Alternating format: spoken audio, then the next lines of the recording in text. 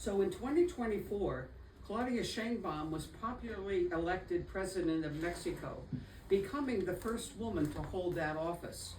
By 2026, she had been recognized internationally, named among the world's most popular leaders by Forbes, and by one of the most stylish women, as one of the most stylish women in 2025 by the New York Times. Sheinbaum attributed both distinctions not to her personal acclaim, but to Mexico's indigenous artisan craftspeople and to the broader social commitment of the Mexican people striving for equality and economic justice.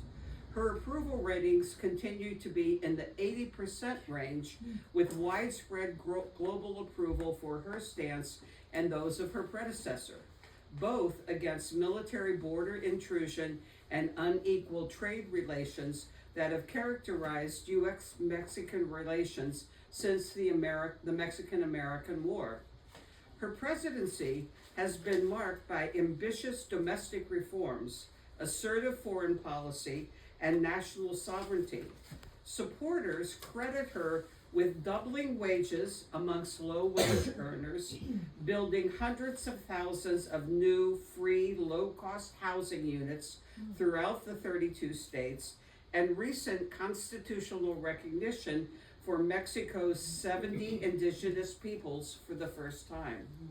Her administration has effectively prioritized women's economic participation, social welfare, and public safety, while also integrating the armed forces into civilian infrastructure and development projects. Internationally, Sheinbaum has defended the dignity of migrants, praising immigrants who support families across borders, implementing reintegration programs for repatriated migrants with financial assistance and social services to assure their return. As a result, thousands have voluntarily returned to Mexico after being victims of U.S. anti-immigrant expulsion campaigns throughout the U.S. Since taking office, Sheinbaum has effectively elevated addressing violence against women to a national priority. Her Peace and Justice Plan mobilizes federal agencies, the National Guard, and civil society to significantly reduce gender-based violence. Some states have seen a 40% reduction. Protections rooted in the National Institute for Women are now strengthened constitutionally under updated federal law addressing domestic abuse, stalking, assault, coercion, and public harassment. Mexican women in leadership are highly supported.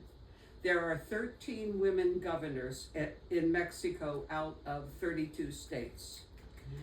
The initiative coordinates across the National Commission to Prevent and Eradicate Violence Against Women and the National Institute of Health, embedding prevention into public health, law enforcement, and community systems.